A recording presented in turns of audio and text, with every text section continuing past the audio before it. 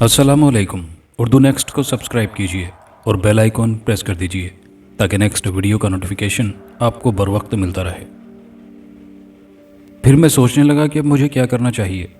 अचानक ही मुझे मोंगा का ख्याल आया और मैंने उसे आवाज़ दी, देखूं तो सही बदबख्त जो कुछ कह गया है वो करेगा भी या मुझे चौड़े में मरवा कर चला गया है।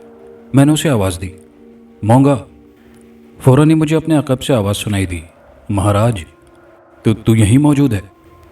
नहीं महाराज, अभी पहुंचा हूँ। कहाँ था? बार बार क्यों पूछते हो? कह चुका हूँ कि मेरा भी एक परिवार है। और सुनो, बहुत से मुझे भी काम होते हैं। अब मेरे सुपुर्द कई काम किए गए हैं, वो भी तो पूरे करने हैं। इसलिए अगर कभी देर हो जाए तो बुरा मत मानना। और एक बात और कहें, अगर कोई ख़ास बात हो तो मुझे आवाज़ देना। ये बार बार आवाज़ देना ना मेरे हक़ में अच्छा होगा ना तुम्हारे हक़ में। अरे तू तो अभी से बदल गया। नहीं महाराज, मैं बदला नहीं, बैर हूँ आपका, लेकिन अधूरा। मेरी गर्दन भी पूरी हो जाती तो मुझे आपके हर हुक्म की तामील करना होती। अब भी करूँगा मगर हर वक्त नहीं।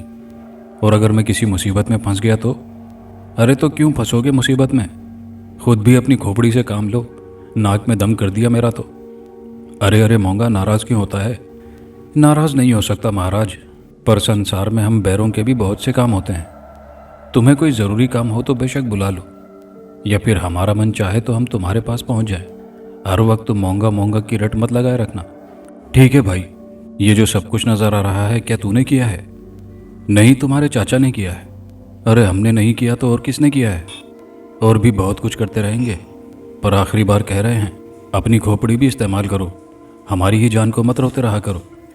ठीक है भाई, ठीक है, अब क्या कहें तुझसे, जा आराम कर। मैंने कहा और मुझे यूं महसूस हुआ जैसे मेरे सामने से एक परछाई हट गई हो। अब शायद मेरी आंखें मोंगा को नादीदा हालत में भी देखने के काबिल हो गई थी। बहरहाल ज़िंदगी के ये वाक़यात आगे चलकर ना जाने क्या शक्ल इख्तियार करने वाले थे। इंसान को अपने मुस्तकबिल का कोई पता नहीं होता, ना जाने क्या वक्त हो। वक्त मेरा उस्ताद था और मुझे सब कुछ सिखा रहा था। कोई सोच भी नहीं सकता था कि एक छोटे से गाँव का एक मामूली सा लड़का, जिसके मुस्तकबिल के बारे में मजाक के तौर पर भी कुछ ना कहा जा सकता हो, इस वक्त इस कैफियत में है कि 5 स्टार होटल में उसका क़याम है और उसके पास दर्जन भर शानदार सूट मौजूद हैं और उसकी जेब में अच्छी खासी रकम भी है। बहरहाल दिल तो चाहता था कि हर एहसास से बेनियाज हो जाऊं, लेकिन यह भी मुमकिन नहीं था। अगर कोई एहसासात को पसे पुश्त डाल देता है तो इसका मतलब यह है कि वो इंसानी सिफात से ही महरूम हो गया है। इंसानी फितरत में तशवीश, शक, मोहब्बत, फ़रेब और न जाने कौन कौन सी चीज़ें शामिल हैं। कोई भी इनसे अलग नहीं है, और जो कोई ये कहे तो वो झूठ बोलता है। फिर मैंने अपना दिल काफ़ी मजबूत कर लिया। अब ये तो मुमकिन नहीं था कि इन्हीं वसवसों से खौफजदा होकर होटल के इसी कमरे में घुसा रहूं। और फिर ये भी इतना आसान काम नहीं था। जाहिर है इस होटल के अखराजात बहुत ज़्यादा होंगे। इस एहसास के साथ ही एक बार फिर बदन में झुरझुरी आ गई। वो कम वक्त मोंगा मुझे यहाँ पहुँचा तो गया है, लेकिन जो रकम मेरी जेब में है उसके खात्मे के बाद क्या होगा? कहीं इस होटल में मेरी बेइज्जती ही ना हो जाए। उसकी बात मानूं या अपने दिल की और अकल की, लेकिन अभी इतने पैसे बेशक थे कि चंद रोज़ यहाँ भी गुजारा कर सकता था। ये पैसे ख़त्म हो गए और मोंगा सिर्फ एक कहानी निकला तो बाद में जो होगा देखा जाएगा। वैसे उसके अल्फाज मेरे लिए ताजुब खेज थे। पहले तो उसने बड़ी नरमी से बात की थी, अब नखरे दिखा रहा था, न जाने क्यों। फिर दिन गुजर गया, शाम हो गई। कमरे में बैठे बैठे तबीयत उकता गई थी। हालांकि टीवी था, टेलीफोन था, तमाम चीज़ें थी, लेकिन मेरा किसी से कोई राब्ता नहीं था। कोई ऐसा नहीं था जिसे टेलीफोन पर मुखातिब कर सकूं। टीवी वगैरह भी शायद मुझे खोलना नहीं आता था। अपने आप को इस माहौल के मुताबिक इतनी आसानी से तो नहीं डाल सकता था। वक्त तो लगता ही है। फिर शाम को बिल्कुल ही माहौल से तंग आकर मैंने बाहर निकलने का फैसला कर लिया। एक लिबास निकाला और कुछ न सही जब तक ये सब कुछ मौजूद रहे इससे ही थोड़ा फ़ायदा उठाया जाए। एक इंतहाई खूबसूरत गहरे नीले रंग का एक सूट निकाल कर पहनना शुरू कर दिया। शेव वगैरह भी बना लिया था, बाल भी संवार लिए थे। जूते पहनकर अपने कमरे से बाहर निकल आया। आईने में अपना जायज़ा लेकर बाहर निकला था और ना जाने क्यों ये महसूस हो रहा था जैसे माजी से सारे रिश्ते मेरे टूट चुके हों। एक बिल्कुल ही नई शख्सियत को मैंने आईने में देखा था। बहरहाल मैं चलता हुआ लिफ्ट तक पहुंचा और लिफ्ट मुझे होटल के फर्स्ट फ्लोर पर ले गई, जहां रिक्रेशन हॉल था। अच्छी खासी रात हो गई थी। रिक्रेशन हॉल रोशनियों से जगमगा रहा था। एक जानिब बड़ा सा स्टैंड बना हुआ था जिस पर एक शख्स मध्यम धुने छेड़े हुए था। वेटर ट्रॉलियां घुमाते फिर रहे थे और मेज़ों पर बेहतरीन लोग नजर आ रहे थे, शानदार सूटों में मलबूस। ज़्यादातर अफराद के साथ ख़वातीन थी। ایک سے ایک حسین، ان کے ساتھی بھی ایسے ہی تھے۔ میں اپنے آپ کو بہت کمتر محسوس کرنے لگا۔ جب کوئی نگاہ مجھ پر اٹھتی تو مجھے یوں محسوس ہوتا جیسے وہ لوگ مجھے دیکھ کر اب مسکرا دیں گے، لیکن کسی کے ہونٹوں پر مسکراہٹ نہ آئی، بلکہ اگر میری غلط فہمی نہیں تھی تو کچھ آنکھوں میں نے اپنے لیے پسندیدگی کے جذبات دیکھے تھے، اور یہ آنکھیں خود بھی بےحد حسین تھی۔ ایک ویٹر میرے پاس پہنچ گیا اور اس نے میری میز کی طرف رہنمائی کر دی۔ میں اس گوشے میں جا کر بیٹھ گیا اور ویٹر نے جھک کر کہا، آپ کے لیے کیا لاؤں سر؟ کوئی ٹھنڈا مشروب؟ میں نے سنبھل کر جواب دیا۔ ویٹر گردن خم کر کے چلا گیا اور میں طائرانہ نظروں سے حال کے تمام لوگوں کو دیکھنے لگا۔ تمام کے چہرے اجنبی، ہر شخص بیگانہ۔ مجھے یوں محسوس ہوا جیسے میں بھری کائنات میں تنہا ہوں، ان میں سے کوئی میرا شناسہ نہیں ہے، اور شاید تنہائی کی زندگی ہی میری زندگی کا آخری لمحہ بن جائے۔ ویٹر نے بڑی نفاست سے مشروب کا ایک جگ اور ایک گلاس میرے سامنے رکھ دیا۔ اس کے ساتھ ہی اس نے کچھ لوازمات بھی سجا دیے تھے۔ پھر اس نے جھک کر پوچھا، ڈنر یہیں لیں گے سر یا اپنے روم میں؟ اپنے روم میں۔ نہیں، میرا مطلب ہے یہیں ہال میں۔ ٹائم؟ ویٹر نے اپنی لفٹ بک نکال کر کہا، 9:30 بجے، میں نے جواب دیا، اور ویٹر گردن خم کر کے چلا گیا۔ میں آرکسٹرا کی دھنیں سننے لگا۔ زندگی کس قدر خوبصورت ہے، نہ جانے یہ کون لوگ ہیں جنہیں یہ سب کچھ حاصل ہے۔ مجھے اپنی بستی یاد تھی، اس کے بعد کی دنیا یاد تھی، فیض خان کا گھر یاد تھا، ریاض خان یاد تھا، اور اس کے بعد بہت سی یادیں میری زندگی سے چپکی ہوئی تھی۔ وہ سب ایسے نہیں تھے۔ میں نے ان میں سے کسی کو اس عالیشان ہوٹل جیسے کسی ہوٹل میں جاتے نہیں دیکھا تھا۔ شاید یہ شہری دنیا ہے، مجھے اس دنیا سے روشناس ہونا پڑے گا، کوئی طریقہ کار دریافت کرنا پڑے گا اس کے لیے۔ لیکن کیسے کروں، کیا کروں؟ دل تو یہ چاہتا ہے کہ ان سب لوگوں میں ضم ہو جاؤں، ایسی کوئی حسین صورت میری ساتھی بھی ہو۔ میں اس کے ساتھ میز پر بیٹھا ہوا ہوں اور زندگی اس سبک روی سے قدم آگے بڑھا رہی ہو۔ وقت گزرتا رہا۔ 9:30 بجے ویٹر مینیو لے کر میرے پاس آ گیا اور اس نے ادب سے مینیو کھول کر میرے سامنے کر دیا۔ یہ بھی دلچسپ بات تھی، تھوڑی بہت انگریزی کے الفاظ تو میں پڑھ لیا کرتا تھا، لیکن یہ نہیں معلوم تھا کہ اس میں جو کچھ لکھا ہے اس کی اصلیت کیا ہے۔ لیکن میں حالات کو سنبھالنا جانتا تھا۔ میں نے مسکراتی نگاہ سے ویٹر کو دیکھا اور کہا، ویٹر آج اپنی مرضی سے کچھ کھلا دو، جو کچھ کھلاؤ گے کھا لوں گا۔ ویٹر میری بے تکلفی پر خود بھی ذرا بے تکلف ہو کر کہنے لگا، سر کون سے ملک کا کھانا پسند کریں گے؟ بھائی جس ملک میں رہ رہا ہوں۔ جی سر، یہ تو بہت اچھی بات ہے۔ ویسے ہمارے ہاں ہر ملک کی ڈشز ملتی ہیں، آپ صرف حکم کر کے دیکھیں۔ وہ حکم بعد میں کریں گے، فی الحال تم اپنے ملک کی بہار دکھاؤ۔ جی سر۔ ویٹر گردن خم کر کے چلا گیا اور میں نے اس مشکل سے نجات پا لی۔ کھانا آ گیا، اور کیا ہی کھانا تھا۔ میں یہ سوچنے لگا کہ کاش یہ زندگی مجھ پر مستقل چسپاں ہو جائے۔ کھانے کی لذت نے بہت کچھ فراموش کر دیا تھا۔ میزوں پر اب کھانے سرو ہونے لگے تھے، کیونکہ یہی ڈنر کا ٹائم ہوتا۔ تھوڑے فاصلے پر ایک بڑے ہال میں شاید کوئی پارٹی ہو رہی تھی۔ اس میں بڑی لمبی سی میز بچھی ہوئی تھی اور لوگ آ کر ایک دوسرے سے گلے مل رہے تھے۔ پھر میں نے ہال کے دروازے میں سے ایک دراز قامت شخص کو ایک خوبصورت عورت کے ساتھ اندر داخل ہوتے ہوئے دیکھا۔ عورت بھی اس کی قامت کے برابر تھی۔ ساڑی میں ملبوس چہرہ کافی جاذب نظر تھا، لیکن چند قدم آگے بڑھنے کے بعد اس شخص کی نظر مجھ پر پڑی اور وہ ایسے چونکا جیسے اسے کوئی بجلی کا جھٹکا لگا ہو۔ میں نے اس کی اس کیفیت کو بخوبی محسوس کیا تھا اور میرا دم نکل گیا تھا۔ پتہ نہیں کون شخص ہے اور مجھے دیکھ کر اس طرح چونکا کیوں ہے۔ میرے ذہن میں صرف ایک ہی تصور آیا، کہیں وہ خفیہ پولیس کا آدمی نہ ہو۔ پارٹی کے بارے میں بھی مجھے کچھ معلوم نہیں تھا۔ اس شخص نے چند لمحے اس کیفیت کا مظاہرہ کرنے کے بعد ساتھی عورت کو میری طرف متوجہ کیا۔ عورت نے بھی مجھے دیکھا اور پھر اس کی کیفیت بھی مرد سے مختلف نہیں تھی۔ ہو گئی گڑبڑ، میں نے دل ہی دل میں سوچا اور پہلو بدلنے لگا۔ اب کیا کروں؟ ایسا کیا طریقہ کار ہو جس سے میں یہاں سے فرار ہو جاؤں؟ سب کچھ یہیں موجود تھا، فرار ہونا میرے لیے ممکن نہیں تھا، اور پھر وہی کیا ہونا ہے، کیا ہوگا؟ دل نے اندر سے کہا، اب صرف حالات کا انتظار کرنا زیادہ بہتر تھا۔ جو ہونا ہے وہ ہو کر رہے گا، بلا وجہ خوف سے مر مر کر جینے سے کیا فائدہ؟ چنانچہ میں بے حس ہو گیا، لیکن میری نگاہیں ان کا جائزہ لے رہی تھی۔ مرد نے عورت سے کچھ کہا، عورت نے گردن ہلا دی۔ پھر عورت اس پورشن کی جانب چل پڑی جہاں پارٹی ہو رہی تھی۔ مرد دروازے سے باہر نکل گیا اور میں صبر و سکون کے ساتھ انتظار کرنے لگا کہ اب پولیس کا ایک دستہ آئے گا، مجھ پر رائفلیں تان لے گا اور اس کے بعد جیل کی ہوا کھانی پڑے گی۔ پھر مجھ پر مقدمہ چلے گا۔ عدالت میں فلمی ہیرو کی طرح کٹہرے میں کھڑا ہوں گا۔ جج صاحب فیصلہ سنائیں گے کہ نادر شاہ کو 2 افراد کے قتل کے جرم میں سزائے موت سنائی جاتی ہے۔ پھر پولیس میرے گرد گھیرا ڈال دے گی اور مجھے پھانسی کے پھندے تک لے جایا جائے گا۔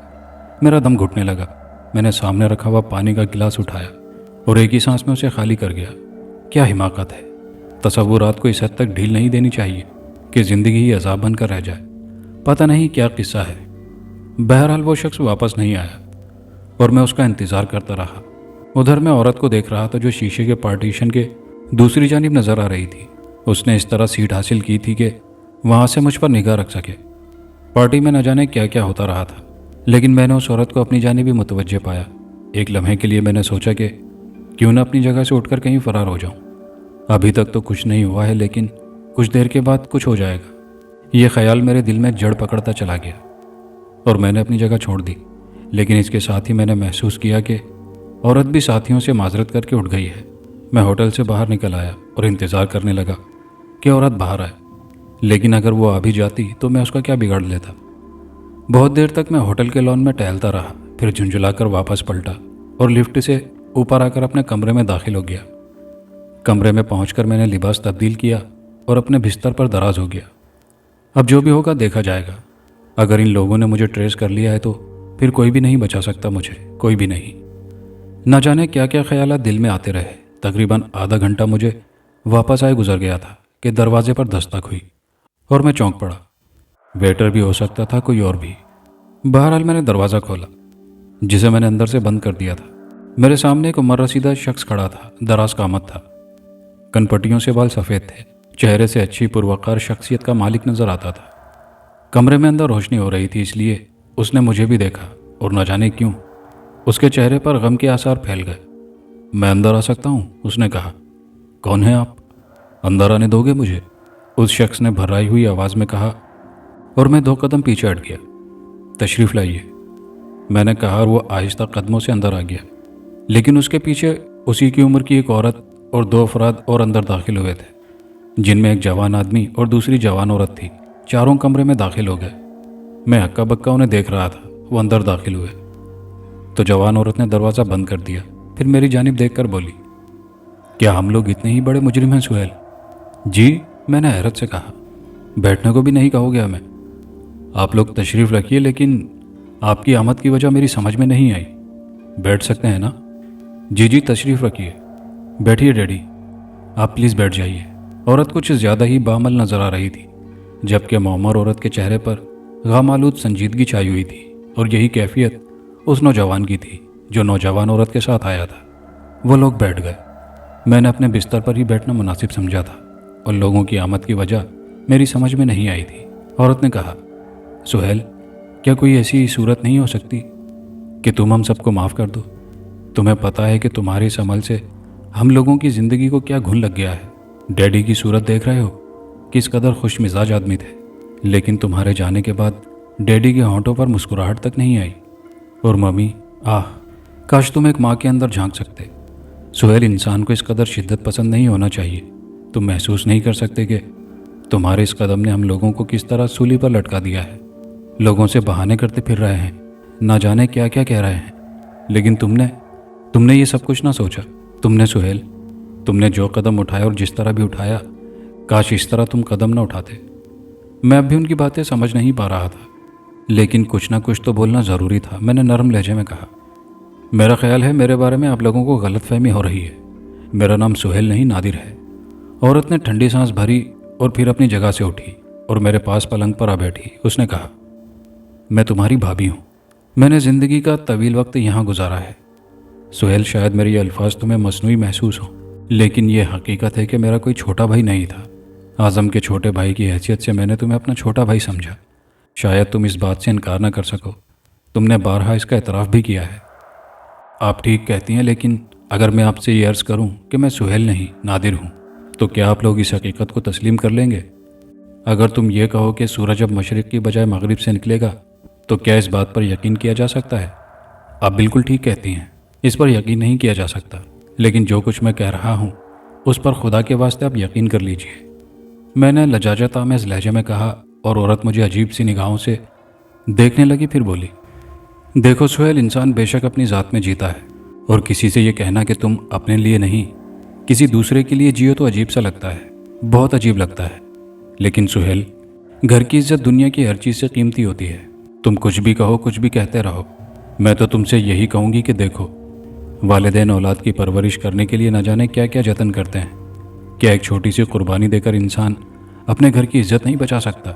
मैं ये नहीं कहती कि तुम वो करो जो बाकी तमाम अफराद कह रहे हैं, लेकिन कम से कम थोड़ा सा ताउन तो करो। देखो, हम सब तबाही के दहाने पर खड़े हुए हैं। हमारे सामने एक तारीक मुस्तकबिल है। सुहेल, इस मुस्तकबिल के लिए हमें तुम्हारी मदद दरकार है। हमें मायूस ना करो, मैं तुम्हारे आगे हाथ जोड़ती हूँ। सुहेल, खुदा के लिए, खुदा के लिए। औरत की आवाज़ रुंध गई और मैंने थक कर आंखें बंद कर ली और पेशानी मसलने लगा। क्या करना चाहिए मुझे, क्या करना चाहिए? फिर दिल में यह आया कि कम से कम देखूं तो सही, मालूम तो करूं इनसे कि इनकी मुश्किल क्या है। कुछ लम्हे सोचते रहने के बाद मैंने कहा, गोया आप लोगों को ये यकीन है कि मैं सुहेल हूँ। अगर तुम हमारी कुछ इज्जत करो तो। उन खातून ने कहा, ठीक है, अगर आप इस बात पर बजी दें कि मैं सुहेल ही हूँ तो आपकी बात मान लेता हूँ। लेकिन एक बात कान खोल कर सुन लीजिए, अगर कभी इस बात का इंकिशाफ हो जाए कि सुहेल कोई और है तो आप मुझे मुजरिम करार नहीं देंगी। मैं आपकी हैसियत, आपकी शख्सियत से कोई फ़ायदा नहीं उठाना चाहता। आप मुझे जिस अंदाज में मजबूर कर रही हैं उसकी वजह से मैं खामोश हुआ जाता हूँ। नौजवान औरत आहिस्ता से हंस पड़ी। अगर कोई तुम्हें मुझसे ज़्यादा जानने का दावा करे तो मेरे सामने आए। यानी आप पूरे यकीन के साथ ये बात कह रही हैं कि मैं सुहेल ही हूँ? सुहेल, क्यों परेशान कर रहे हो? बाज आ जाओ। वैसे तो मुझसे बड़ी मोहब्बतों का दावा करते थे कि भाभी मैं तुम्हारे बेटे की जगह हूँ, ये हूँ वो हूँ, और अब मुझे भी उसी लकड़ी से हाँक रहे हो। ठीक है, मुझे हुक्म दीजिए कि मुझे क्या करना चाहिए। घर चलो, हाजिर हूँ। क्या वाकई? अर्ज़ तो कर रहा हूँ कि हाजिर हूँ। अब कुछ नहीं कहूँगा। यहाँ मेरा अच्छा खासा सामान मौजूद है, किसी चीज़ की तुम फिक्र मत करो। वकास ने तुम्हें यहाँ देखा था। वो यहाँ एक पार्टी में शरीक होने आया था अपनी बीवी के साथ, लेकिन तुम्हें देखने के बाद उसने पार्टी छोड़ दी और हमें इत्तला दी। ये वकास साहब कौन है? मैनेजर की बात कर रही हूँ। अच्छा अच्छा, ठीक है, तो फिर मैं चलूँ? हाँ बिल्कुल। और मेरा सामान? कहा ना, वकास सब कुछ ले आएगा, जैसे अल्लाह की मर्जी। मैंने शाने हिलाते हुए कहा और औरत खुश हो गई। मैं चौंक कर बोला, वैसे मैं आप लोगों को क्या कहूँ? बाज नहीं आओगे अपनी हरकतों से? प्लीज़ एक काम करें, जो कुछ मैं पूछ रहा हूँ बता दें। क्या कहूँ मैं आपको? भाभी नहीं कहते थे मुझे? हाँ हाँ, भाभी। नाम क्या है आपका? चलो घर चलकर बताऊंगी अच्छी तरह से, मोहतरमा ने नाज भरे अंदाज में कहा, और मैं घर चलने के लिए तैयार हो गया। दिलचस्प सूरत हाल थी। मैंने तो इन लोगों को धोखा देने की कोशिश नहीं की थी, लेकिन ये ज़बरदस्त धोखा खाने के मूड में थे। तो अब भला मैं क्या करता? सारा सामान वगैरह वहीं छोड़ दिया गया। वो साहब जिनका नाम वकास लिया गया था, ये सारी कार्रवाई उनके ज़रिए ही होने वाली थी। नीचे एक बहुत कीमती कार खड़ी हुई थी। हम लोग उसमें बैठ गए। मोमर खातून और मोमर शख्स भी हमरा थे। कार स्टार्ट होकर चल पड़ी और उसके बाद एक इंतहाई खूबसूरत इमारत में दाखिल हुई। मैं ज़िंदगी के इस नए मोड़ पर दिलचस्पी से गौर कर रहा था। क्या ही अजीब मामला है, लेकिन बहरहाल क्या हर्ज है। बेचारे किसी गलत फहमी का शिकार हो गए हैं। वक्त आने पर गलत फहमी खुद ब खुद दूर हो जाएगी। वो लोग बड़ी खुशी खुशी मुझे अंदर लाए। कुछ मुलाजिम टाइप के लोग भी नज़र आ रहे थे। भाभी साहिबा ने दूसरों से कहा, आप लोग आराम कीजिए, मैं ज़रा इसकी खबर लेने के बाद और इसे याद दिलाने के बाद कि ये सुहेल है वापस आती हूँ। वो सब अपने अपने कमरों में चले गए और मोहतरमा भाभी जान मुझे लिए हुए एक खूबसूरत बेडरूम में आ गई। हसीन बेडरूम था। उन्होंने मुझे घूरते हुए कहा, शर्म नहीं आई थी तुम्हें माँ बाप के साथ ये सुलूक करते हुए? मेरे माँ बाप ने मेरे साथ जो सुलूक किया मैडम, आप उसे नहीं जानती। 1000 बार मैंने तुमसे पूछा कि क्या खुद तुम्हारे दिल में कोई बात है? किसी के साथ ज़िंदगी के अहदो पैमा कर चुके हो? कभी बताया तुमने मुझे? मेरे साथ ज़िंदगी के अहदो पैमा किसी ने नहीं किए। तो फिर आखिर फ़राह में क्या ख़राबी है? ख़राबी फ़राह में नहीं, मुझ में है। क्या बकवास कर रहे हो? ठीक है, बाद में आपको खुद पता चल जाएगा कि मैं क्या बकवास कर रहा हूँ। देखो सुहेल, मुझे डराओ नहीं। बहुत आगे बढ़ बढ़ कर उसके घर के मामलात में मुदाखलत करती हूँ, लेकिन तुम सबके सहारे से। आज़म ने इस तरह मुझ पर एतमाद का इजहार किया है कि मैंने ये जिम्मेदारियाँ अपने सर ले रखी हैं। और फिर बहरहाल मुस्तकबिल में ये हमारा घर है। मैं तुम्हें यकीन दिलाती हूँ कि फ़राह जैसी लड़की को मैं ठीक कर लूँगी, कोई ऐसी बात नहीं है।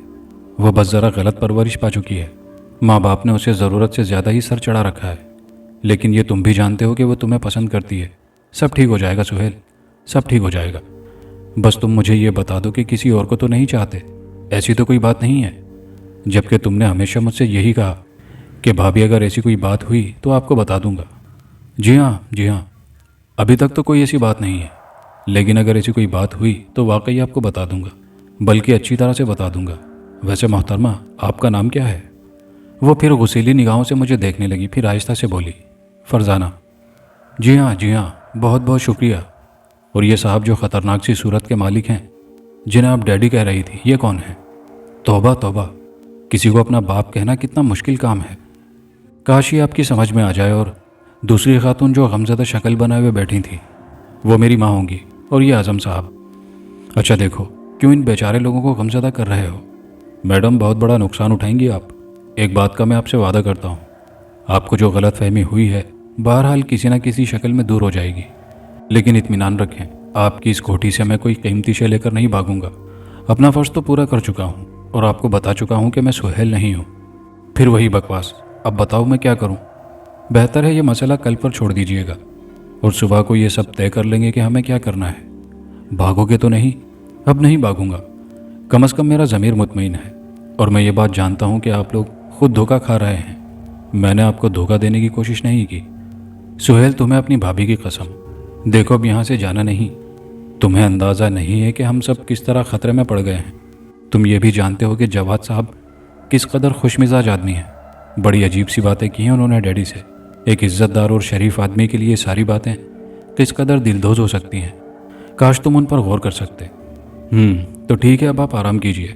جاؤ گے تو نہیں؟ وعدہ کرتا ہوں۔ میرے سر پر ہاتھ رکھو، بھابھی صاحبہ نے کہا، اور میں نے ان کے سر پر ہاتھ رکھ دیا۔ کھاؤ میری قسم، آپ کی قسم، جب تک آپ لوگ خود مجھے یہاں سے نہیں بھگائیں گے میں یہاں سے نہیں بھاگوں گا۔ ٹھیک ہے۔ انہوں نے مجھے خدا حافظ کہا اور باہر نکل گئی۔ تب میں نے پورے کمرے اور ماحول کا جائزہ لیا اور مسیری پر جا کر بیٹھ گیا۔ کمال ہے بھائی، کمال ہے، میں نے دل ہی دل میں سوچا۔ ایسی غلط فہمی ہو رہی ہے ان لوگوں کو کہ کسی طور ماننے کے لیے تیار ہی نہیں ہے۔ اب میں ان سے صورتحال کے بارے میں معلومات حاصل کروں گا تو یہ لوگ میرا مذاق اڑائیں گے اور یہی کہیں گے کہ میں اداکاری کر رہا ہوں۔ بہرحال اب کیا کیا جائے، لیکن کم از کم یہ پتہ تو چلنا چاہیے کہ اصل معاملہ کیا ہے۔ پھر اور کوئی ذریعہ نظر نہیں آیا تو میں نے بھی آرام سے سو جانے کی ٹھانی، اور دوسری صبح دن کو 10 بجے تک سوتا رہا۔ پھر کچھ آہٹوں نے ہی جگایا تھا۔ ایک عمر رسیدہ ملازمہ میرے کمرے کی صفائی کر رہی تھی۔ میں نے اسے دیکھا اور فوراً ہی میرے دل میں ایک خیال آیا، کسی ملازم سے ہی صورتحال کیوں نہ معلوم کی جائے، لیکن پتہ نہیں ملازمہ زبان کھولنے پر آمادہ ہوگی یا نہیں۔ میں کروٹ بدل کر اٹھ بیٹھا تو ملازمہ چونک کر سیدھی ہو گئی۔ پھر اس نے جلدی سے کہا، سلام چھوٹے میاں۔ وعلیکم السلام، کیا نام ہے تمہارا؟ چھوٹے میاں، ہمیں بھول گئے؟ شبنم ہے ہم۔ ہاں، شبنم۔ بس کیا بتاؤں شبنم۔ اچھا یہ بتاؤ باہر کیا ہو رہا ہے؟ کچھ نہیں، سب جا چکے ہیں۔ منجلے میاں بھی چلے گئے، کوئی کام تھا۔ بڑے صاحب بھی۔ فرزانہ بیگم کچھ خریداری کرنے گئی ہیں، مجھ سے کہہ گئی تھی کہ آپ کو ناشتہ دے دوں۔ اور والدہ صاحبہ فرزانہ بیگم کے ساتھ ہی گئی ہوئی ہیں، شبنم نے بتایا۔ شبنم، اس کا مطلب ہے گھر میں کوئی نہیں ہے؟ نہیں جی، ہم سب ہیں۔ ہم سب تو ہیں، مگر گھر والوں میں سے کوئی نہیں ہے۔ ہاں جی، وہ لوگ تو گئے ہوئے ہیں۔ شبنم، مجھے تم سے کچھ کام ہے۔ حکم کیجئے چھوٹے میاں۔ دیکھو مجھ سے کوئی الٹا سیدھا سوال مت کرنا، تم سے جو کچھ پوچھوں وہ بتانا۔ جی، شبنم حیرت سے بولی۔ 200 روپے انعام دوں گا تمہیں، سمجھی؟ میں نے کہا، اور شبنم کی آنکھوں کی چمک دیکھ کر سوچا کہ کام بن گیا۔ دو ہی باتیں ہو سکتی تھی، اگر ملازمہ کچھ زیادہ ہی وفادار ہوتی تو یہ 200 روپے کا خیال اس کی آنکھوں میں چمک پیدا نہ کرتا۔ اس کا مطلب تھا کہ وہ زبان کھول دے گی۔ چنانچہ سب سے پہلے میں نے اسے اپنے پاس موجود کرنسی سے 200 روپے نکال کر دیے، اور اس نے مجھے کئی سلام کر کے نوٹ پلو میں باندھ لیے۔ پھر بولی، ناشتہ لے آئیں سرکار؟ اگر آپ ہاتھ منہ دھو لیں تو۔ فضول باتیں مت کرو، یہاں بیٹھ جاؤ۔ میں نے ایک طرف اشارہ کیا اور وہ بیٹھ گئی۔ میرا نام کیا ہے؟ میں نے سوال کیا۔ جی چھوٹے میاں۔ دیکھو، جی یا کیا اور کیوں کا لفظ تمہاری زبان پر نہیں آنا چاہیے۔ جو کچھ میں پوچھ رہا ہوں وہ سب تفصیل سے بتاتی رہو۔ سہیل میاں ہیں آپ؟ جی ہاں ٹھیک، میں سہیل میاں ہوں۔ بالکل ٹھیک کہا تم نے۔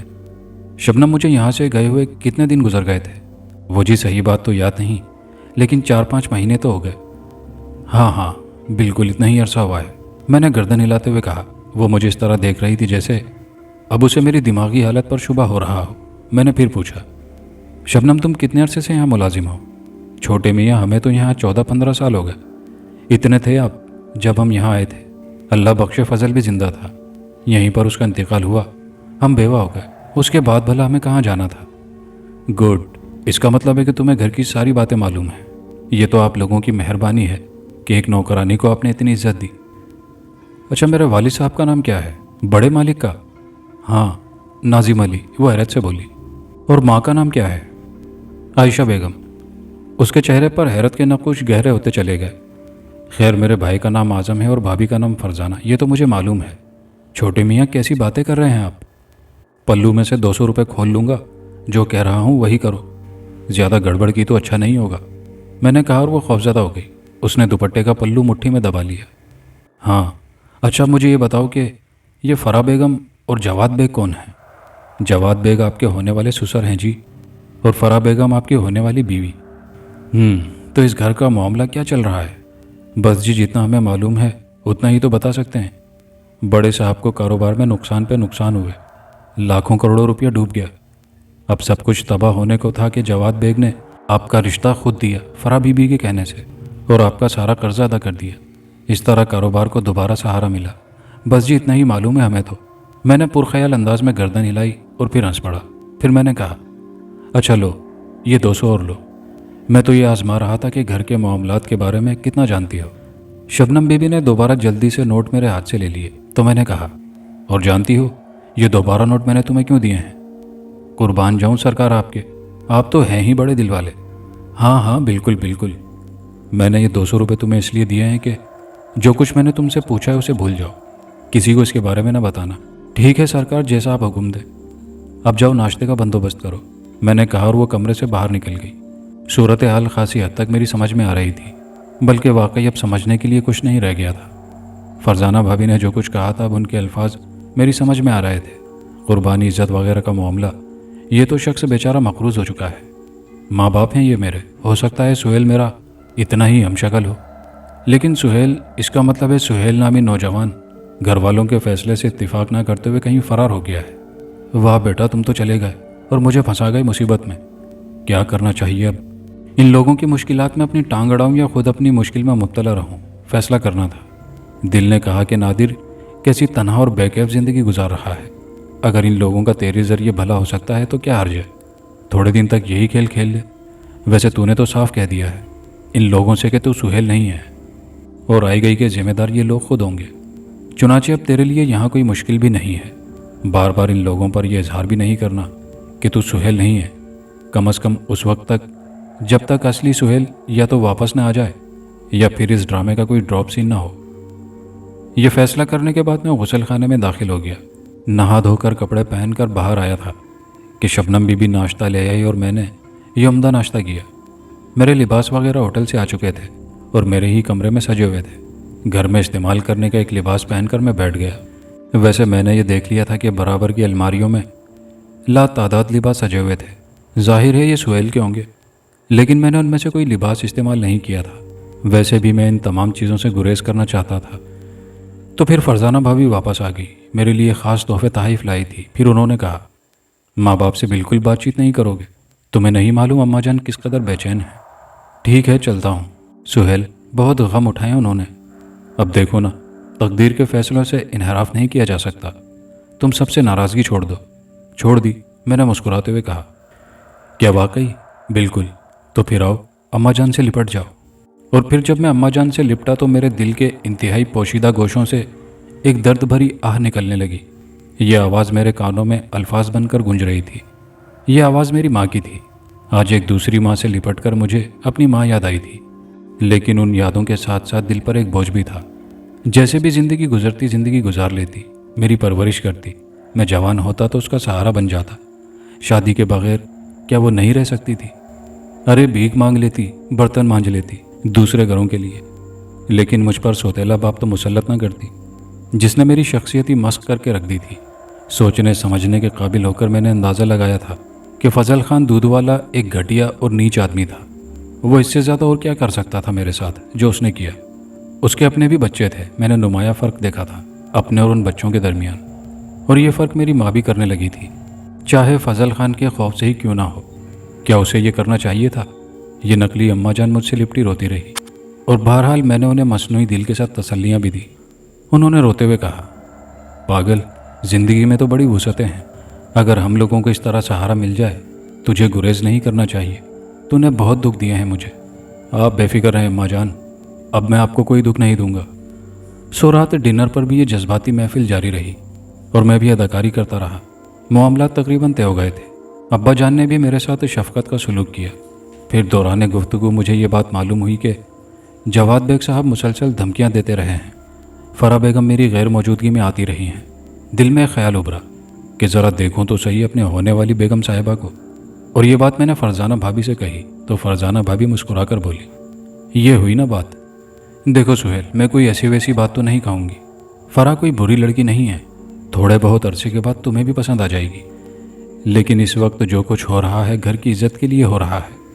آپ بالکل بے فکر رہیں، ان سب کی شکایتیں دور کر دوں گا۔ تو پھر کیا خیال ہے، فرح کو ٹیلی فون کر دوں؟ کر دیجیے، ابھی نازل ہو جائے گی، رات کو واپس چلی جائے گی، بڑی بے تکلف ہے، تمہیں بہت پسند کرتی ہے۔ ابھی تک ہم لوگوں نے صرف اس خیال کے تحت جواد بیگ صاحب کو تمہاری واپسی کے بارے میں ٹیلی فون نہیں کیا ہے کہ فوراً ہنگامہ شروع ہو جائے گا، کہیں تم اس ہنگامے سے انحراف نہ کرو۔ حالات بڑے سنگین چل رہے ہیں، جواد بیگ صاحب بڑے کاروباری آدمی ہیں۔ کھرے لہجے میں کہہ دیا تھا کہ جو کچھ انہوں نے ہمارے لیے کیا ہے صرف فرح کے اچھے مستقبل کے لیے کیا ہے۔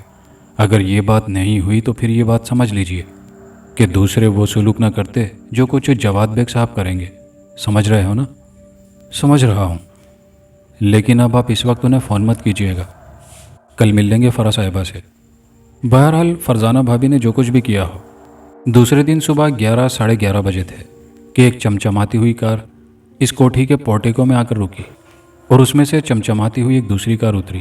میں نے اپنے کمرے کی کھڑکی سے دیکھا۔ صورت شکل تو بہت اچھی تھی، لباس انتہائی ماڈرن، اور محترمہ کی چال ڈھال سے اندازہ ہوتا تھا جیسے دنیا کو قدموں تلے مسلتی ہوئی چل رہی ہوں۔ میں انتظار کرتا رہا۔ تمام مراحل سے گزرنے کے بعد وہ میرے کمرے کے دروازے تک پہنچی اور اندر داخل ہو گئی۔ دروازے پر ہی کھڑی مجھے گھورتی رہی۔ میں انہیں سہمی ہوئی نگاہوں سے دیکھتا رہا۔ ویسے دل میں ایک عجیب سا احساس تھا، یہ فرح صاحبہ ہیں تو سہیل کی ملکیت، لیکن دل کو اس طرح لبھا رہی تھی کہ بھٹک جانے کو دل چاہتا تھا۔ انتہائی بد اخلاق بھی ہو اور بدتمیز بھی، انہوں نے فرمایا۔ جی بالکل، میں نے کہا۔ کیا؟ میرا مطلب ہے بالکل نہیں، تم پاگل ہو کیا؟ جی ہاں، دیکھو میں ذرا دوسری قسم کی لڑکی ہوں۔ میں کہتی ہوں کہاں چلے گئے تھے تم؟ بس وہ ذرا سیر و سیاحت کے لیے گیا تھا، مجھے ساتھ نہیں لے جا سکتے تھے؟ دیکھنے گیا تھا کہ کون سی جگہیں اس دنیا میں ہم دونوں کے قابل ہیں، میں نے کہا، اور وہ آہستہ آہستہ بڑھتی ہوئی میرے قریب پہنچ گئی۔ تم انتہا پسند ہو۔ بالکل ٹھیک فرمایا آپ نے۔ کیا ٹھیک ٹھیک کی رٹ لگا رکھی ہے؟ کہاں کہاں گئے تھے مجھے بتاؤ، اور اس طرح سب کو بتائے بغیر کیوں گئے تھے؟ تمہیں پتا ہے تمہارے پیچھے سب کی کیا حالت ہوئی؟ پتا ہوتا تو جاتا کیوں؟ بے وقوف کہیں کے۔ شکریہ۔ اب کیا پروگرام ہے؟ ناشتہ کر لیا ہے، دوپہر کا کھانا کھاؤں گا، میں نے کہا۔ شٹ اپ، نہیں کھاؤں گا، میں نے جواب دیا اور وہ ہنس پڑی۔ بس اب تیار ہو جاؤ، تمہیں پتہ نہیں ہے میں تمہارے لیے کس قدر پریشان رہی ہوں، اور پتہ ہے ان لوگوں نے کیا اڑانا شروع کر دیا تھا؟ کن لوگوں نے؟ انہی تمہارے گھر والوں نے۔ مکھیاں اڑائی ہوں گی، یہ پتنگ اڑانا شروع کر دی تھی۔ کہنا شروع کر دیا تھا ان لوگوں نے کہ تم مجھے ناپسند کرتے ہو، اس لیے گھر سے بھاگ گئے ہو، فرح نے کہا۔ بکواس کرتے ہیں، تم سے حسین لڑکی تو میں نے روئے زمین پر دوسری نہیں دیکھی۔ جھوٹ بول رہے ہو، وہ اترا کر بولی۔ ہو سکتا ہے، میں نے جواب دیا۔ کیا؟ وہ پھر غصیلے لہجے میں بولی۔ نہیں، میرا مطلب ہے کہ ہو سکتا ہے کہ کسی کونے کھدرے میں چھپی بیٹھی ہو، میری نگاہوں کے سامنے نہ آئی ہو۔ کون؟ وہی، میرا مطلب ہے تم سے زیادہ خوبصورت لڑکی۔ بہت زیادہ ظرافت کا مظاہرہ مت کرو، میں تم مردوں کی چالیں خوب سمجھتی ہوں، ظاہر ہے مردوں سے تمہارا واسطہ پڑتا رہتا ہے۔ کیا مطلب، میرے کردار پر طنز کرنا چاہتے ہو؟ ارے باپ رے، تم سے تو کوئی بات کہنا بھی بس مشکل ہی ہے۔ اچھا میں کہتی ہوں تیار ہو جاؤ، تمہیں معلوم نہیں تمہاری وجہ سے میں نے کتنے تانے سنے ہیں، کس کس نے میرا مذاق اڑایا ہے۔ لوگ یہ کہنے لگے تھے کہ تم مجھے پسند نہیں کرتے اور میں اس قابل نہیں ہوں۔ توبہ توبہ، کون لوگ تھے نا ہنجار، ان کے ناموں کی ایک فہرست بنا کر مجھے دے دو، سب کو ٹھیک کر دوں گا، میں نے کہا۔ اب اٹھو گے یا یوں ہی بکواس کرتے رہو گے؟ اٹھوں گا، سر کے بل اٹھوں گا، میں نے کہا اور اپنی جگہ سے اٹھ گیا۔ کیا خوب مزے کی بات تھی، میری ہونے والی بیگم صاحبہ یہ خاتون ہے جو کسی اونٹ کی طرح میری ناک میں نکیل ڈالنے کی کوشش کر رہی ہیں۔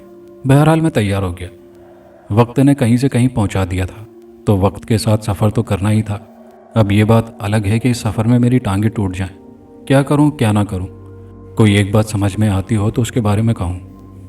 بہرحال میں نے لباس وغیرہ تبدیل کر لیا۔ گھر کے لوگوں میں فرح نے کوئی دلچسپی نہیں لی تھی، اور میں یہ محسوس کر رہا تھا کہ فرح نہ تو ان لوگوں کو پسند کرتی ہے और ना ही ये लोग फराह को पसंद करते हैं। अजीब लोग थे। एक शख्स को दांव पर लगाकर उसके मुस्तकबिल से खेल रहे थे। हालांकि इंसान अपने ज़ाती मामलात खुद भुगतता है। अगर इनका कोई ऐसा मामला था तो इन्हें खुद देखना चाहिए था। फराह जैसी 30 मार खां टाइप की लड़की भला कौन पसंद कर सकता था। बेचारा सुहेल सही भागा। ऐसी लड़की के साथ गुजारा करना कितना मुश्किल काम है। फराह साहिबा मुझे अपनी कीमती कार में बिठा कर ले चली। रास्ते में उन्होंने कहा, बताओगे नहीं कहाँ गए थे? भाई फराह, बहुत से मामलात ऐसे होते हैं जिन्हें फ़ौरन ही बताया नहीं जा सकता। अब मैं तुम्हें क्या क्या बताऊं? क्या मतलब है तुम्हारा? क्या दुनिया में ऐसी कोई बात है जो तुम मुझसे भी छुपाओगे? अगर अभी तुम ऐसा कर रहे हो तो शादी के बाद क्या होगा? बिल्कुल बिल्कुल, शादी के बाद शायद मैं तुमसे हर बात छुपाऊं। क्या मतलब? फराह ने इतनी ज़ोर से ब्रेक लगाया कि मेरा सर डैशबोर्ड से टकराते टकराते बचा। वो मुझे घूर रही थी। वो सामने सामने। मैंने सामने से आने वाली गाड़ियों की तरफ इशारा करके कहा। तुम क्या कह रहे थे? तुम खुद समझने की कोशिश नहीं कर रही। क्या मतलब? आज तक कोई ऐसी बात है जो मैंने तुमसे छुपाई है? बस कह दिया कि ज़रा सैरो सयाहत के लिए दिल चाहा था, निकल गया था। छोटी सी बात का बतंगड़ बना दिया। फराह ने कार की रफ्तार फिर मुनासिब कर दी थी। उसने गुस्सीली आवाज़ में कहा, मेरे सामने ज़रा मोहतात रहकर बोला करो, आइंदा ख्याल रखूँगा। मैंने जल्दी से जवाब दिया, मैं डैडी से क्या कहूँगी? मेरा तारुफ करा देना, बता देना उन्हें कि मैं सुहेल हूँ। बहुत ज़्यादा पुरमजाक बनने की कोशिश मत करो। खुदा खुदा करके हम खूबसूरत कोठी तक पहुँचे थे जो मोहतरमा फराह की थी। वैसे इस कोठी को देखकर भी दिल डामाडोल होता था। एक तरह से नाज़िम अली साहब की कोठी से ज़्यादा खूबसूरत वसी कोठी थी। जाहिर है फराह के बाप की कोठी थी, और फराह के बाप जवाद बेग साहब बेचारे नाज़िम अली के घुटने ज़मीन पर टिका दिए थे, और अब वो एक बेटे की कुर्बानी देकर इस साख को बहाल करना चाहते थे। लेकिन बेटे ने अपनी कुर्बानी कबूल नहीं की थी और भाग गया था, और पकड़े गए थे हम। ड्राइंग रूम में दाखिल हुए और थोड़ी देर इंतज़ार के बाद फराह ने आकर कहा, डैडी इस वक्त है नहीं, लेकिन मैं तुम्हें उनसे मिले बगैर जाने नहीं दूंगी। कब तक वापस आ जाएंगे? बस जब भी वापस आएँ। तुम पर क्यों मुसीबत नाजिल हो रही है? बिल्कुल नहीं नाजिल हो रही। आओ चलो, अब ड्राइंग रूम में बैठने से कोई फ़ायदा नहीं, घर जाना है। ये घर नहीं है? नहीं, मेरा मतलब है अपने घर।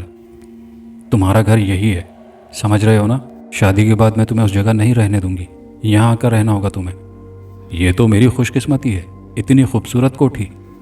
आओ, उसने कहा, और मैं उठकर उसके साथ उसके बेडरूम में दाखिल हो गया। क्या ही आलीशान बेडरूम था, देखने से ताल्लुक़ रखता था। वैसे तो पूरी कोठी ही एक निगाह में शानदार नज़र आ रही थी, लेकिन बेडरूम में इतनी कीमती डेकोरेशन पीस वहाँ मौजूद थे कि देखकर आंखें हैरत से फैलती थी। एक मेरी बस्ती थी, ये अब तक गुजरा हुआ वो माहौल। इन दो कोठियों को देखने के बाद एहसास हुआ कि इंसान किस अंदाज में रहते हैं, किस तरह जीते हैं। फिर फराह से मुख्तलिफ़ किस्म की बातें होती रही। किसी ने इन बातों में मुदाखलत नहीं की थी, यहाँ तक कि मैं संजीदा हो गया। मैंने कहा, फराह, तुम्हारे अलावा कोठी में और कोई नहीं रहता?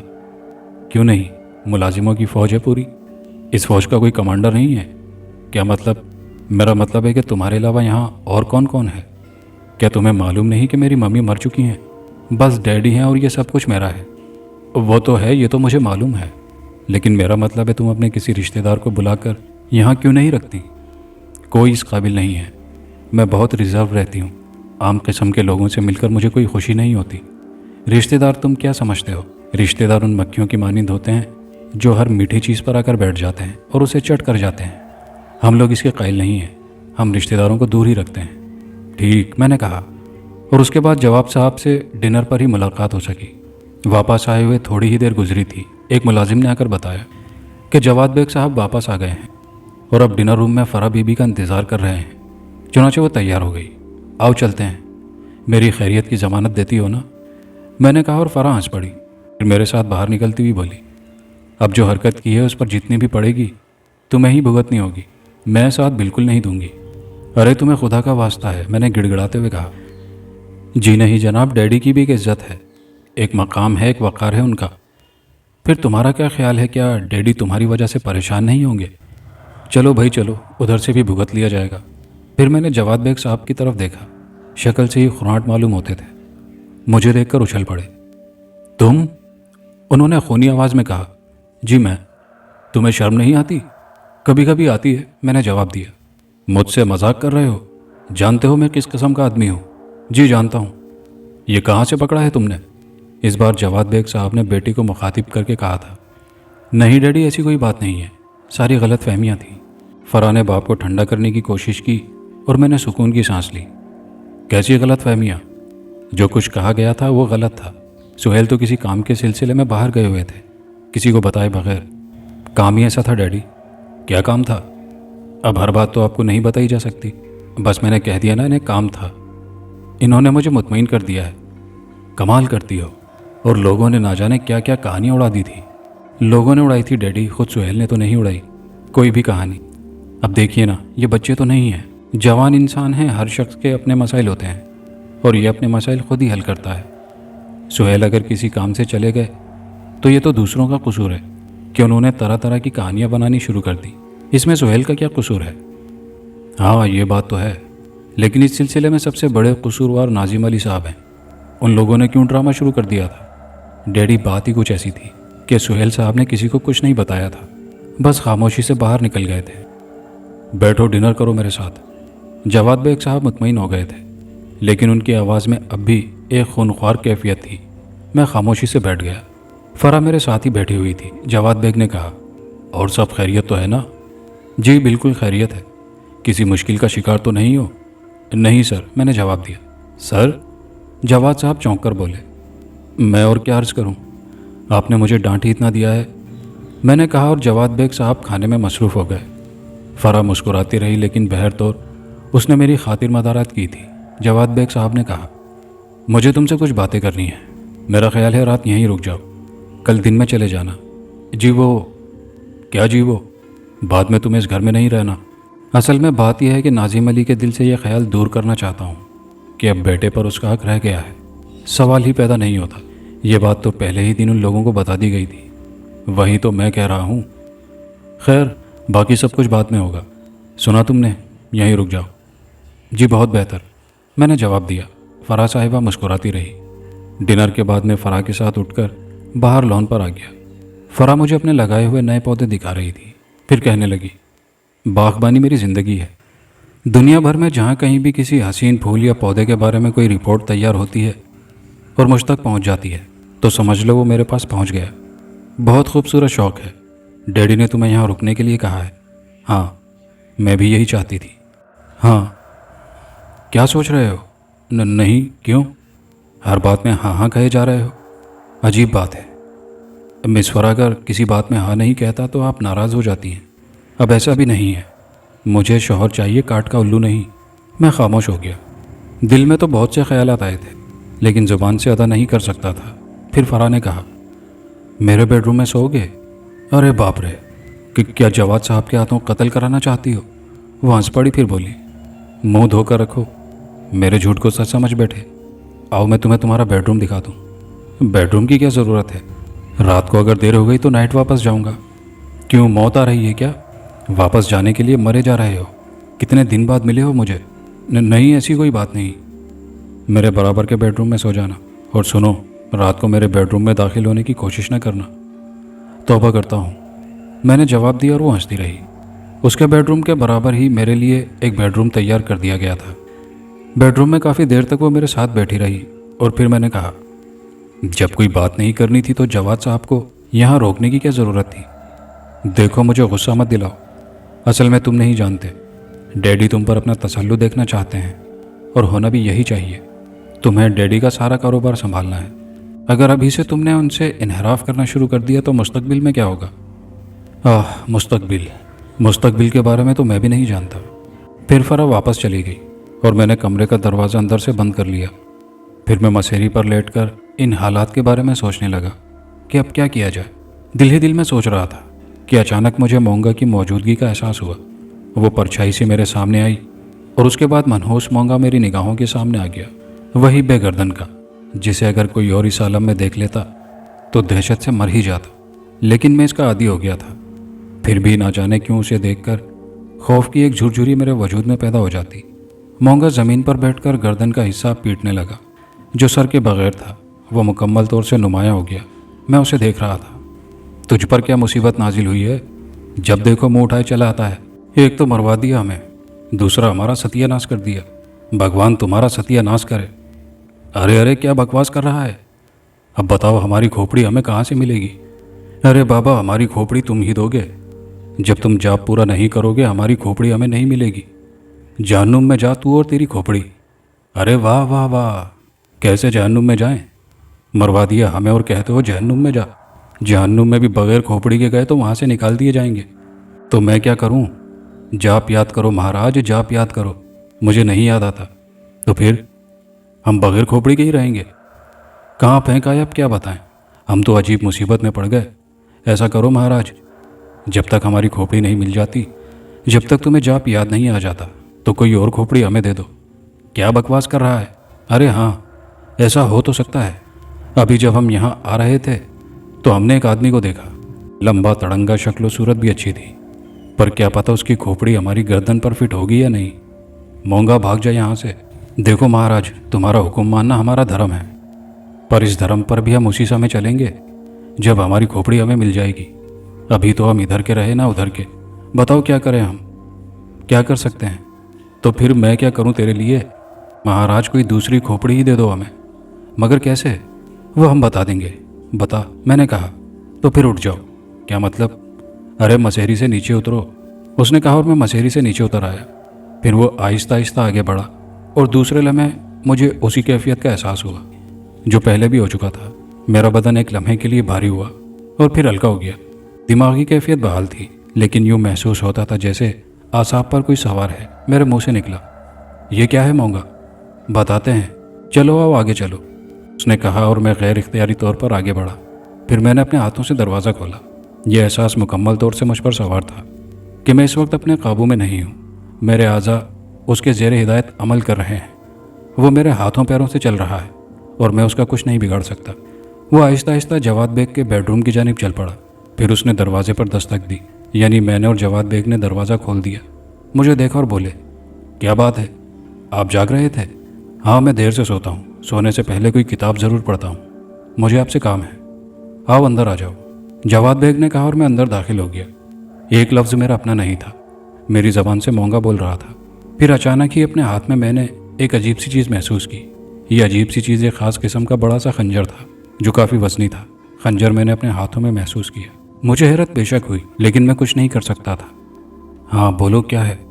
انہوں نے کہا، اور میں نے اسی وقت خنجر سیدھا کر لیا۔ جواد بیگ کی آنکھیں حیرت سے پھٹ گئی تھی۔ کیا بدتمیزی ہے؟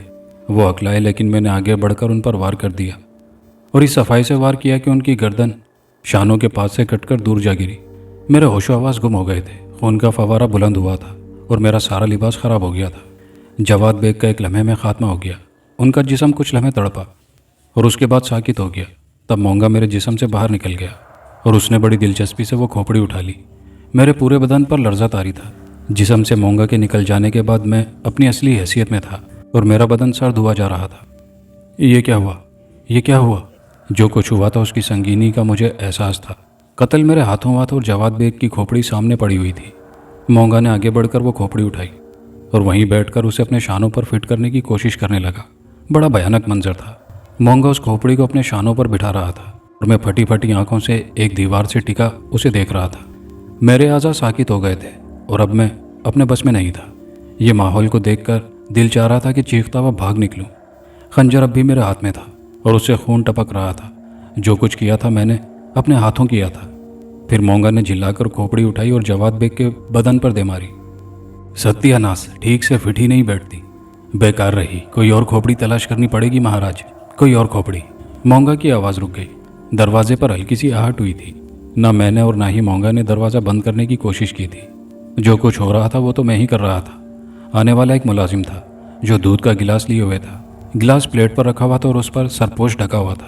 وہ اطمینان سے کمرے میں داخل ہو گیا، پھر رکا اور اس کرسی کی جانب دیکھا، نیچے دیکھا اور اس کے بعد کھوپڑی کو، پھر مجھے، اور اس کے بعد جو اس کی دھاڑ گونجی ہے تو میرے بھی کان جھنجھنا کر رہ گئے۔ وہ لمبی چھلانگ لگا کر باہر نکلا تھا، دروازے سے ٹکرا کر گرا اور اس کے بعد دروازے سے باہر نکل گیا۔ پھر میں نے دروازہ باہر سے بند کر دیا اور میرے کانوں میں اس کی چیخیں گونجنے لگی، خون خون، قتل قتل، بھاگو دوڑو، خون خون، قتل قتل۔ وہ حلق پھاڑ پھاڑ کر چلا رہا تھا اور بہت سے قدموں کی آوازیں سنائی دے رہی تھی۔ میں نے وحشت سے جھجھری لی۔ میرا پورا بدن خون آلود تھا اور مونگا کم وقت، وہ تو اب میری نگاہوں سے بھی اوجھل ہو گیا تھا۔ خدا اسے غارت کرے، میں نے دل ہی دل میں سوچا۔ دروازہ کھلا اور بہت سے لوگ اندر گھس آئے۔ یہ ملازم تھے، ان میں وہ ملازم بھی تھا جو دودھ کا گلاس لے کر آیا تھا۔ وہ اب بھی چیخ رہا تھا، پکڑو اس کو، یہی قاتل ہے، پکڑو پکڑو، ایک خنجر پھینک دو۔ ایک ملازم نے کہا جو غالباً گیٹ کا چوکیدار لگتا تھا۔ اس کے ہاتھ میں کلاشنکوف دبی ہوئی تھی اور ویسے بھی خاصا دبنگ آدمی معلوم ہوتا تھا۔ کلاشنکوف کا رخ اس نے میری جانب کر کے کہا، خنجر پھینک دو ورنہ پورا بدن چھلنی کر دوں گا۔ میں نے گھبرا کر جلدی سے خنجر پھینک دیا تھا۔ پکڑو اسے، باندھ لو۔ پھر بہت سے ملازم دوڑے اور انہوں نے مجھے مضبوطی سے کس لیا۔ گھر میں جیسا کہ فرا نے بتایا تھا کہ اس کے سوا کوئی اور نہیں رہتا، چنانچہ فرا بھی جاگ گئی اور آہستہ آہستہ وہاں پہنچ گئی۔ ملازم مجھے پکڑے ہوئے چیخ رہے تھے، رسیاں لاؤ، رسی لاؤ۔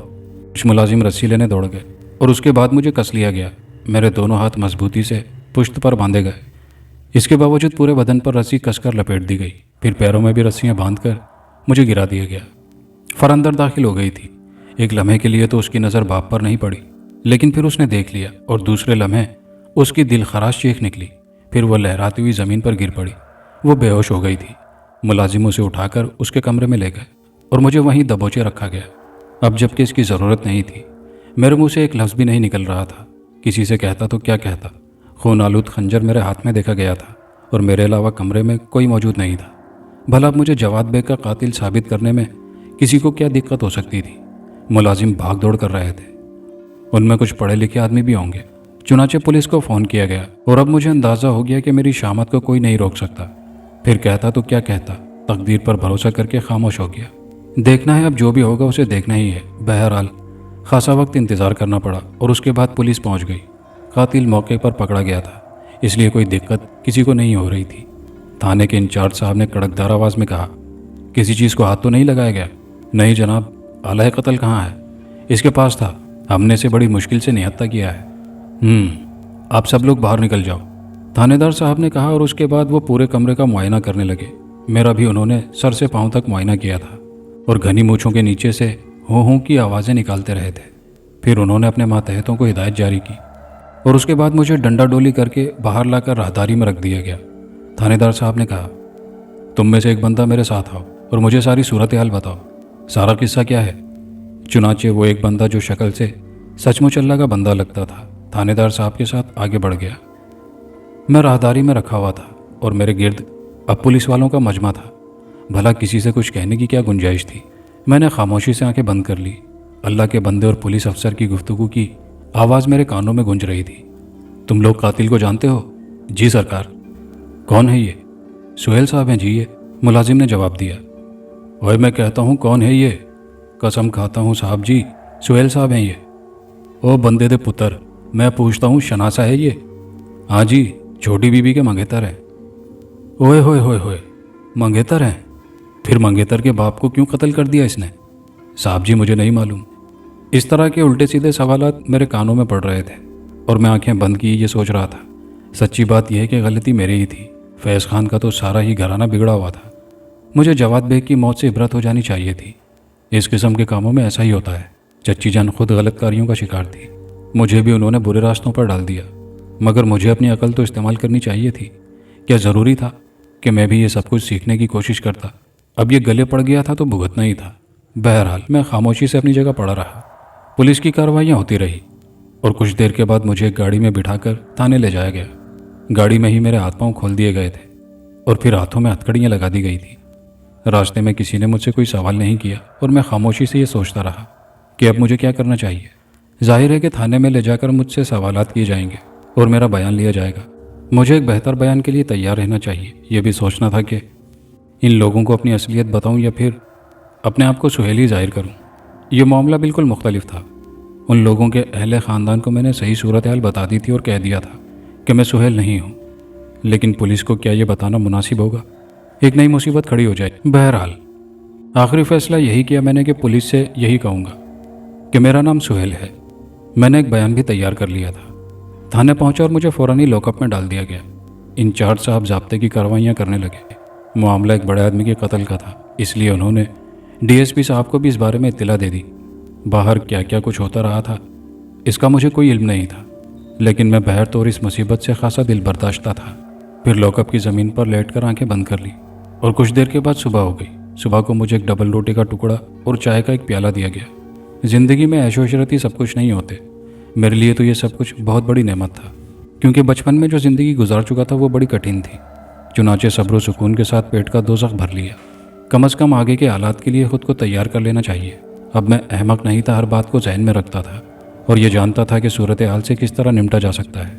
अभी तो सुहेल के अहले ख़ानदान को इस बारे में मालूमात हासिल होंगी और इसके बाद उन लोगों की भी शामत आएगी। इधर तमाम कार्रवाइयाँ हो रही होंगी। फिर उस वक्त दिन के 10:30 बजे थे जब मुझे एक अलग कमरे में तलब कर लिया गया। इंचार्ज साहब डीएसपी साहब के हमरा मौजूद थे। उन्होंने मुझे गौर से देखा और फिर डीएसपी साहब की आवाज़ उभरी, कत्ल करने का बड़ा शौक है भाई तुझे? जी नहीं, मुझे कोई शौक नहीं है। कातिल तो पक्का लगता है। ये आपकी नातजर्बेकारी है, वरना मैंने ज़िंदगी में कभी कोई कत्ल नहीं किया। मेरे अल्फाज से डीएसपी साहब का पारा चढ़ गया। वह गुस्से से बोले, हमारी नातजर्बेकारी है, यही अर्ज़ कर सकता हूँ। आप मुझे पक्का कातिल कहकर पुकार रहे हैं? वह पूरी खोपड़ी उतार के रख दी तूने। ये किसी मामूली आदमी का काम तो नहीं हो सकता। दोस्तों, ये कहानी अभी जारी है। कहानी आगे मज़ीद दिलचस्प होगी। ये कहानी कैसी लगी कमेंट बॉक्स में अपनी राय का इजहार ज़रूर कीजिएगा और हमारे चैनल उर्दू नेक्स्ट को सब्सक्राइब करना मत भूलिएगा। शुक्रिया।